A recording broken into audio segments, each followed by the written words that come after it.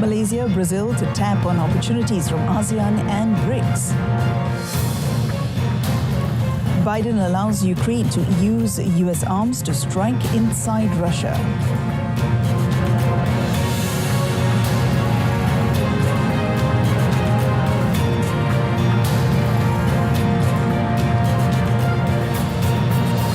Good afternoon and Salam Malaysia Madani. Thanks for joining us. I'm Mohana Priya and you're watching World Today. Prime Minister Datuk Seri Anwar Ibrahim has urged the electrical and electronics and semiconductor industries of Malaysia and Brazil to leverage each other's strengths and enhance collaboration, particularly given the increasing prominence of the global South. He said Brazil is a key player of the Latin American economy, while Malaysia is rapidly establishing itself as a semiconductor hub and an attractive destination for data centers and artificial intelligence.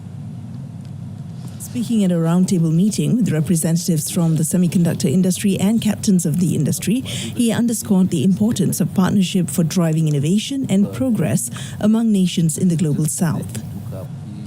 Collaboration with Brazil to me is very critical at this point because it will propel countries in the South to then use their knowledge, know-how, expertise, research, and excel in the field that we can. In the context of the Global South, the Premier said it is important for Malaysia and Brazil to strengthen collaboration while continuing open trade engagements with major economies such as the United States and China. He also said that although the volume of semiconductor trade and export from Brazil is relatively small compared to Malaysia, the industry in Brazil has excelled in some areas that can be advantageous to both countries.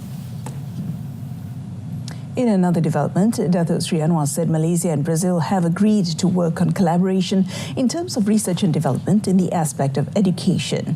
He noted that the traditional notion that students should rely heavily on certain countries or prestigious universities for their education is becoming increasingly irrelevant.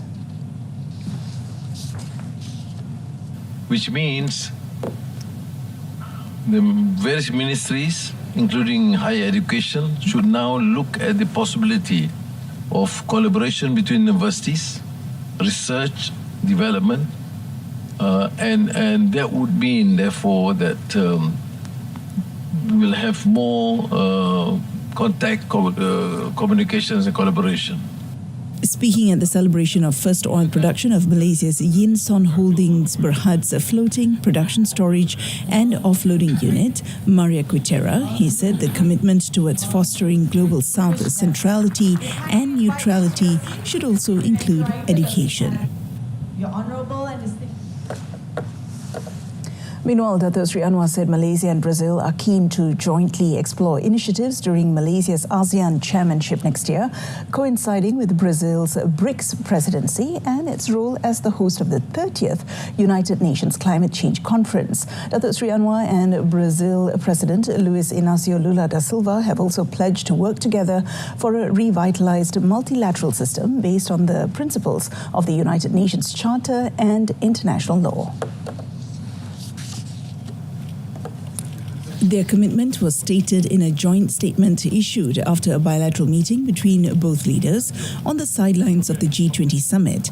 They recognized the need for comprehensive reforms in global governance to make it more effective, transparent and accountable, while taking into account the aspirations of emerging and developing countries to play a greater role in international affairs.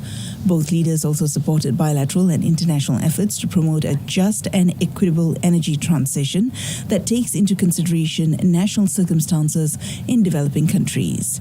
He also noted the importance of bilateral trade and mutual investment flows as vectors of development in both countries and recognizing the need to diversify and further expand the volume of commerce, leveraging the long-standing trade and investment ties between the two nations. And on another note, Malaysia and Brazil stressed the urgent need for an immediate and permanent ceasefire to the ongoing conflict in Gaza. They also demanded Israel to ensure unimpeded humanitarian assistance to Palestinians in the occupied Palestinian territory. Dato Sri Anwar and President Lula reaffirmed their support for the establishment of an independent and sovereign state of Palestine with East Jerusalem as its capital, based on the pre-1967 borders. They also expressed their support for Palestine's full membership in the United Nations.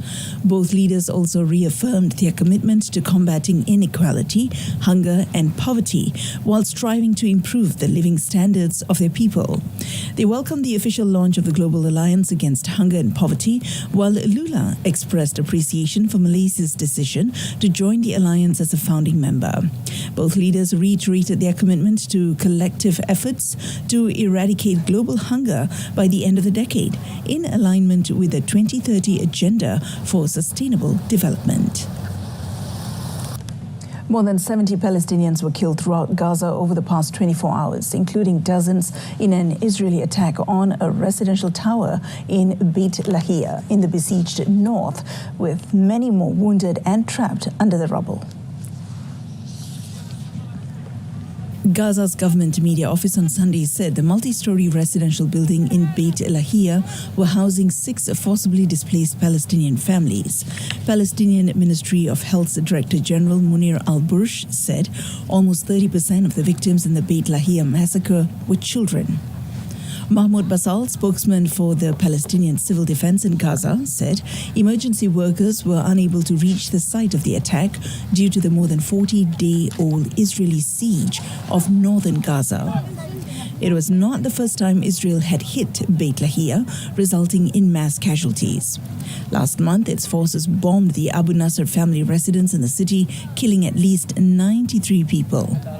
On Saturday, Israel also attacked the United Nations-run Abu Assisi school in the Shati refugee camp, killing 10 Palestinians and injuring 20 others, including women and children.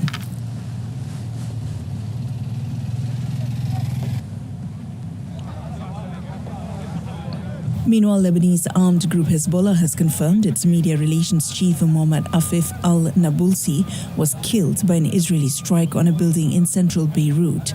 The strike hit the Ras al-Naba'a neighborhood, where diggers immediately arrived on the scene to remove the rubble of the destroyed building that had been leveled to the ground. There was no evacuation order for the area published on the Israeli military spokesperson's account on social media before the strike. The Lebanese Health Ministry said the strike killed 1 person and injured 3 other people. A second separate strike hit Mar Elias Street, another central area rarely targeted by Israeli bombs. The Lebanese Health Ministry said that strike killed at least 2 people and wounded 22 others. Mohammad Afif was a long-time media advisor to Hezbollah's former Secretary General Hassan Nasrallah, who was killed in an Israeli air attack on the southern suburbs of Beirut on the 27th of September. He managed Hezbollah's Al-Manar television station for several years before taking over the Iran-backed group's media relations office. U.S. President Joe Biden's administration has allowed Ukraine to use U.S.-made weapons to strike deep into Russia, in a significant reversal of Washington's policy in the Ukraine-Russia conflict. Without revealing details due to operational security concerns, 2 U.S. officials and a source familiar with the decision said Ukraine plans to conduct its first long-range attacks in the coming days. Ukraine's first deep strikes are likely to be carried out using the powerful Army tactical missile system rockets, which have a range of up to 306 kilometers. The move comes 2 months before President-elect Donald Trump takes office on the 20th January and follows months of pleas by Ukrainian President Volodymyr Zelensky to allow Ukraine's military to use U.S. weapons to hit Russian military targets far from its border. The change comes largely in response to North Korea deploying troops to help Moscow's war effort, a development that has caused alarm in Washington and Kiev. Russia has warned that it would see a move to loosen the limits on Ukraine's use of U.S. weapons as a major escalation. It's not clear if Trump will reverse Biden's decision when he takes office. Trump has long criticized the scale of U.S. financial and military aid to Ukraine and has vowed to end the war quickly.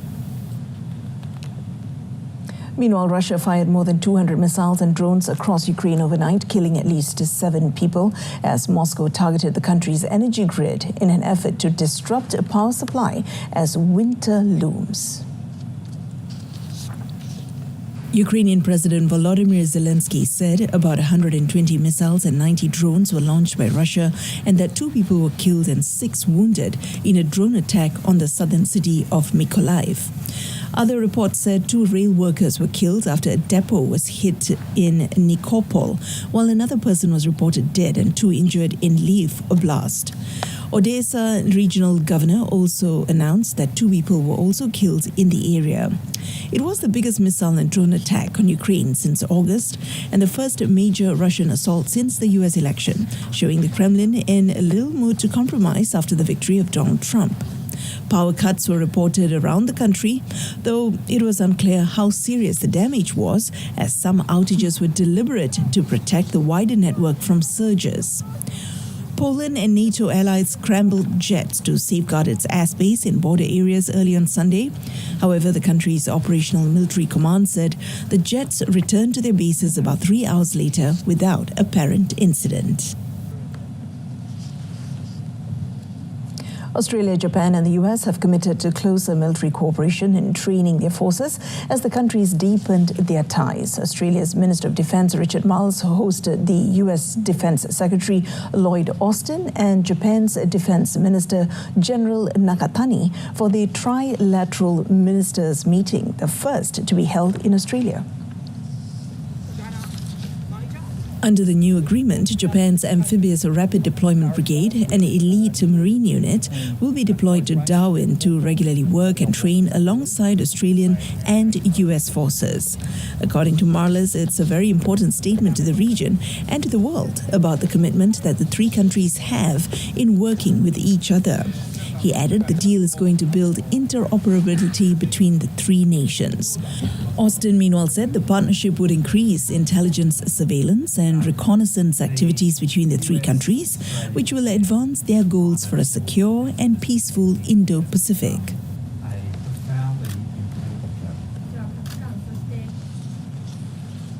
Elsewhere, Finland is hosting its first large-scale NATO artillery exercise since the Nordic nation joined the military alliance last year. The exercise, conducted in the northern Lapland region, is part of the dynamic Front 25, the largest NATO artillery exercise ever held in Europe, with fire drills in Finland as well as Estonia, Germany, Romania and Poland. Running from 4th to 28th November, it marks the first time NATO allies are practicing artillery fire at a large scale on Finnish soil. The Nordic nation, which shares a border with Russia, joined NATO last year, dropping decades of military non-alignment after Moscow's invasion of Ukraine in February 2022.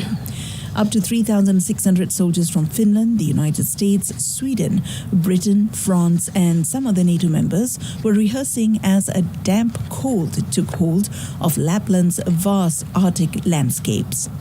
The Lapland firing range and training area, called Rojavari, is Europe's biggest. A Finnish official said it allows for multi-sided tactical fire exchanges for field artillery while training soldiers to handle the challenging conditions and varying terrain in the Arctic region. Up next, 8 killed, 17 injured in mass stabbings in eastern China. 8 people were killed and 17 others injured in a stabbing attack on a college campus in eastern China. Now, this is the latest in a recent spate of attacks that has shaken a nation long used to low rates of violent crime. According to a police statement on Sunday, the attack took place around 6:30 p.m. local time at the Wuxi Vocational Institute of Arts and Technology in the city of Yixing, Jiangsu province. Police said the suspect, a 21-year-old former student at the school, was detained at the scene. According to the police, the suspect was meant to graduate this year but had failed his exams. He then returned to the school to express his anger and commit these murders. The school, which has about 12,000 students from around the world, offers courses in art, design, ceramics and fashion, among others. Police said emergency services were fully mobilized to treat the wounded, provide follow-up care for those affected by the attack. The attack is the latest mass casualty incident to hit China, a country of 1.4 billion that has one of the lowest rates of violent crime in the world, partly due to its strict gun controls and powerful mass surveillance. Bangladesh will seek the extradition of ousted former Prime Minister Sheikh Hasina, who was toppled in a revolution in August and fled to India. Now, Dhaka has already issued an arrest warrant for Hasina, who was last seen arriving in neighboring India after fleeing by helicopter as crowds stormed her palace. Hasina has been summoned to appear in court in Dhaka to face charges of massacres, killings and crimes against humanity, but she remains in exile in India. Interim leader Mohammad Yunus said his administration was focused on ensuring those guilty of cracking down on the protests to oust Hasina faced justice. He further said he had spoken to Karim Khan, chief prosecutor of the International Criminal Court, regarding the extradition of the ousted leader from India.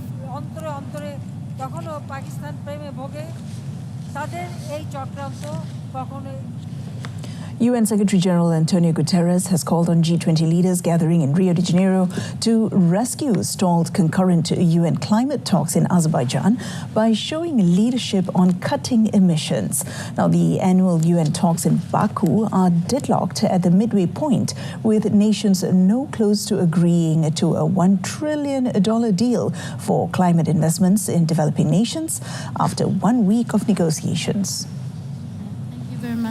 The talks are stuck over the final figure, the type of financing, and who should pay, with Western countries wanting China and wealthy Gulf states to join the list of donors. All eyes have turned to Rio in the hope of a breakthrough. Failure is not an option. A successful outcome of COP29 is still within reach, but it will require leadership and compromise, namely from the G20 countries. Calling on the group to lead by example, Guterres said the spotlight is naturally on the G20 as they account for 80% of global emissions. Brazil is hoping to channel the focus on climate change in the two-day G20 summit for it to feature prominently in the meeting's final declaration. Brazil's Environment Minister Marina Silva said it was fundamental that the G20 participants do their homework and see to it that the COP29 negotiations move forward. Super Typhoon Man-yi uprooted trees, bringing down power lines and triggering tidal surges as it made its second landfall on the northeastern Philippine coast on Sunday, the sixth major storm to hit the country in less than a month. According to the National Weather Agency Pagasa, ahead of the landfall, Man-yi had maximum sustained winds of up to 185 kilometers per hour. Its gustiness, meanwhile, picked up strength from 230 kilometers to 305 kilometers per hour late Sunday. Nearly half of the island province's 80,000 people were sheltering in evacuation centers in advance of Man-yi's landfall. According to civil defense official Cesar Idio, in the northern Philippines, more than 750,000 people took refuge in emergency shelters, including churches and a shopping mall, due to Man-yi and two previous storms. The rare number of back-to-back storms and typhoons that lashed Luzon in just 3 weeks killed more than 160 people, affecting 9 million and caused such extensive damage to residential communities, infrastructure and farmlands that the Philippines may have to import more rice, a staple food for most Filipinos. Gopal Mukherjee, the Red Cross Philippines program coordinator, said thousands of volunteers were activated across the country due to the storm. India has decided to tighten restrictions, including on construction activities and vehicle movements in New Delhi and its surrounding areas from today to combat worsening air quality. The new measures entail a ban on diesel trucks in Delhi, the closure of educational institutions, and a shift to remote working, as advised by the local administration. Local authorities had also announced plans to sprinkle water with dust suppressants on roads and deploy mechanized sweeping to reduce dust. Following an emergency meeting of a panel of state officials, the government said continuing unfavorable meteorological conditions with low wind speed are the major causes for sudden spike in air quality index. The panel, which presented an 8-point action plan, urged the public, particularly children, senior citizens, and those with health problems, to stay indoors. Air quality in northern India has worsened over the past week, with New Delhi's air quality index recording a reading of 465, classified as severe plus category yesterday evening due to unfavorable meteorological conditions. And over in Greece, around 25,000 people marched through Athens in closely watched demonstrations to mark the 51st anniversary of the pro-democracy uprising that helped topple military rule in the country. The protests are held every year to commemorate the 1973 Athens Polytechnic protests that killed 24 people when the ruling junta sent troops to break up an anti-government uprising. As the commemoration is often marred by far-left violence on the sidelines, more than 5,500 officers were deployed. Coming up in sports, Martin pips Banaya to take MotoGP crown.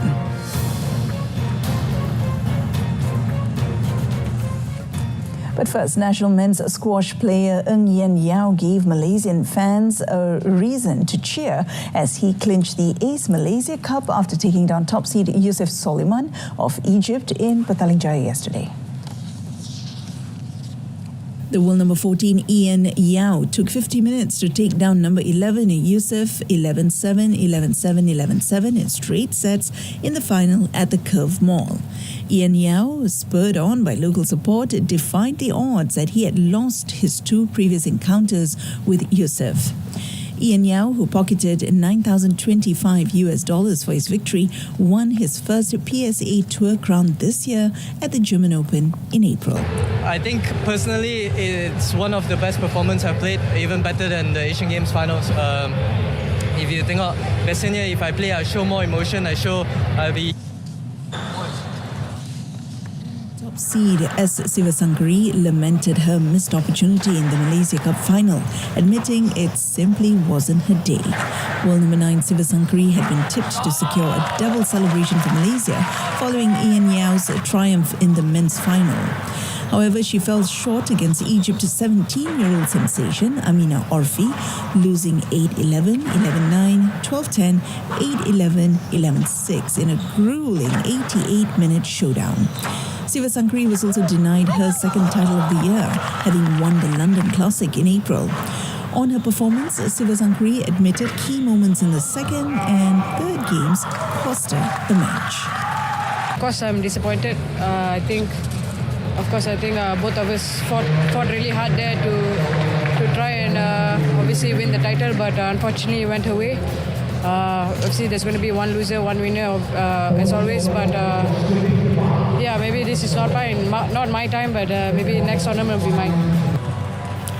Amina's victory halted what could have been a flawless run for Sivasankari, as the Malaysian had not dropped a set throughout the tournament until the final. National men's singles shuttler Leong Jun Hao's gallant run in the Japan Masters ended in a runner-up finish, where he went down 10-21, 13-21 to China's Li Shifeng in the final at the Kumamoto Prefectural Gymnasium yesterday. However, credit to the world number 31 Malaysian, as he fought valiantly for 41 minutes against the world number 9 Shifeng before succumbing in the World Tour Super 500 event and missing out on the biggest title of his career. It was Junhao's fourth loss to Shifeng in as many matches, having suffered a similar fate in the Thomas Cup, Malaysia Masters and Indonesia Open, all played this year. The 25-year-old advanced to the Japan Masters final with a stunning 10-21, 21-18, 22-20 win over 2024 All-England champion Jonathan Christie of Indonesia in an energy-sapping 71-minute semi-final battle yesterday, while Shifeng also produced a shock when he upset two-time Olympic champion Victor Axelsen 21-16, 21-15. Now, despite the disappointment, Junhao pocketed his biggest paycheck of $15,960 for his effort in Japan. Junhao's previous best outing in the World Tour event included finishing runner-up in the Super 300 Thailand Masters in 2018, as well as winning the Super 100 Indonesia Masters in 2022 and the KL Masters Malaysia Super 100 in 2023. Now, the national hockey team ended their round-robin fixtures in the 2024 Women's Asian Champions Trophy, ACT, with a 2-0 win over Thailand at the Rajgir Hockey Stadium in India yesterday. Malaysia went ahead through a Nur Afika Shazani Azhar penalty corner goal in the 41st minute before Nur Iman Adawiyah Mohamed Suhaimi doubled their lead with a field goal in the 53rd minute. Coach Nasihin Nubli Ibrahim's Chargers have also qualified for the semi-finals after collecting 6 points from 5 matches. Malaysia qualified for the semi-finals after South Korea lost 2-0 to China on Sunday evening. India currently top the standings with 12 points, followed by China, 9 points. Malaysia are in third. Japan, fourth place with 5 points. South Korea, fifth with 4 points. And Thailand are rock bottom with 1 point. Only the top 4 teams advance to the semi-finals, while the bottom 2 teams will slug it out in the 5th, 6th placing playoff. Malaysia had previously edged South Korea 2-1 and lost 3 matches 2-1 to Japan, 4-0 to India and 5-0 to China. In last year's edition, Malaysia finished 5th after beating Thailand 1-0 in Ranchi, India. Prima Pramac Racing's Jorge Martin was crowned the 2024 MotoGP World Champion after he finished third in Sunday's season-ending Solidarity Grand Prix, which was won by his title rival Francesco Bagnaia of Ducati. Gresini Racing's Marc Marquez finished second. Bagnaia and Martin made superb starts off the line, and the title rivals went into turn 1 first and second. Marquez was third, but he dived in on the inside of turn 1 and the second lap to overtake Martin. Enea Bastianini immediately began to hound Martin, but the Ducati rider did not see Aprilia's Alex Espargaro behind him as the Spaniard elbowed his way past to move up to fourth in the final race of his career at his home Grand Prix. The top 3 maintained their pace over the course in the next few laps, with Martin under no pressure in third place as the experienced Espargaro defended 4th position in an intense battle with Alex Marquez. Bagnaia eventually cruised to victory, with his future teammate Marc Marquez finishing second, but the Italian and the Ducati garage could only watch on as Martin finished third to seal the title and spark wild celebrations. Bagnaia had done everything to close the gap in the title race with victory in the final Grand Prix, his 11th of the season, but Martin's 32 podiums across sprints and races earned him the title by 10 points. And that concludes today's edition of World Today. In our top story, Malaysia, Brazil to tap on opportunities from ASEAN and BRICS. Till then, I'm Mohana Priya. From the river to the sea, Palestine will be free. Thank you for your company.